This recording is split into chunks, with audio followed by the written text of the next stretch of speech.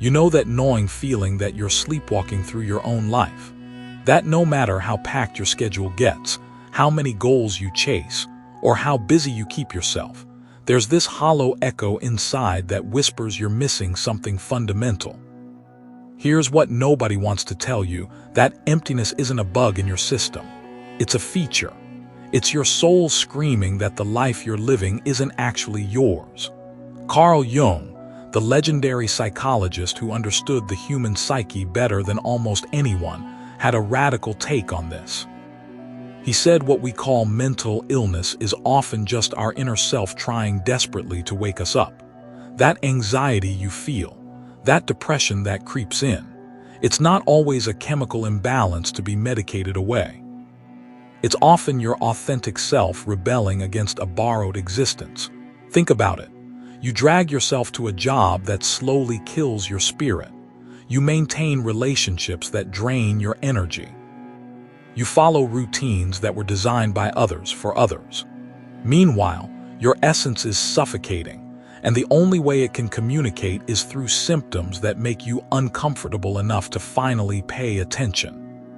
But here's the twisted part: instead of listening to what our suffering is trying to tell us, we've been conditioned to silence it as quickly as possible. Pop a pill, distract yourself, get back to being productive. The system doesn't want you questioning why you're miserable. It wants you functional.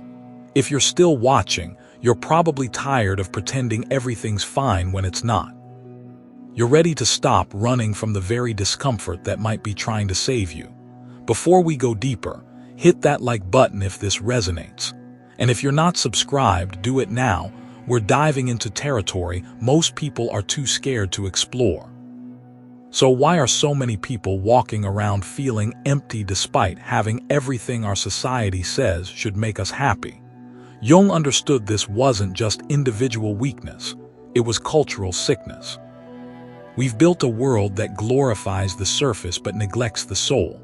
From birth, you're programmed to follow a script. Study hard, get a safe job, consume products, smile for photos, hide your vulnerability. You're taught to compete, to please, to perform. But nobody teaches you to listen to your inner voice or ask what actually makes your life worth living. This isn't accidental. A disconnected population is easier to control. People who don't know themselves question less, consume more, and follow orders without resistance. When they finally crack under the pressure, the system offers band-aids, not healing. Your emptiness isn't personal failure. It's proof that you're living according to someone else's blueprint.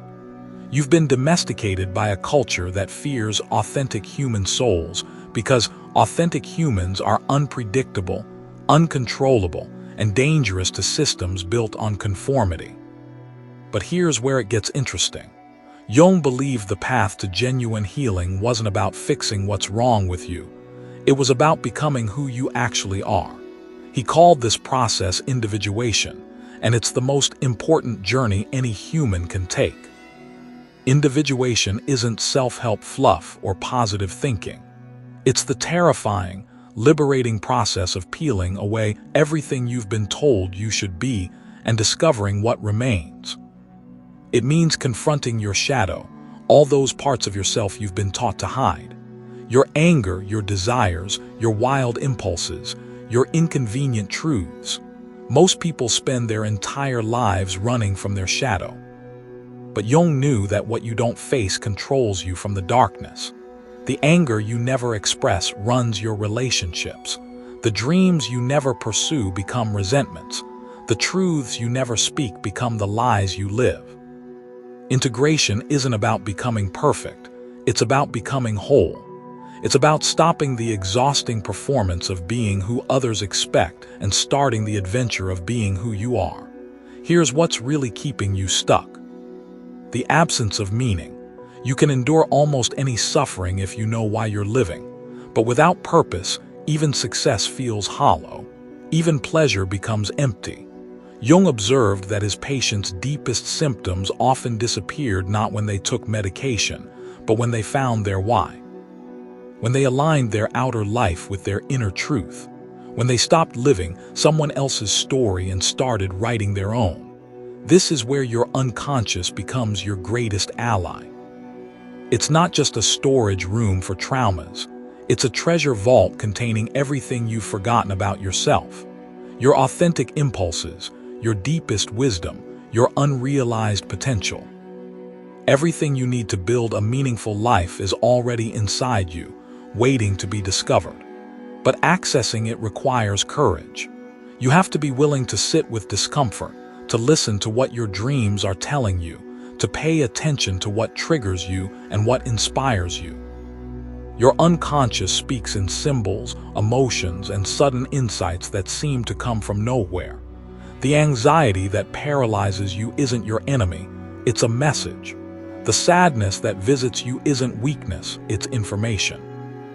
Your suffering is trying to tell you something essential about what needs to die in your life so something authentic can be born.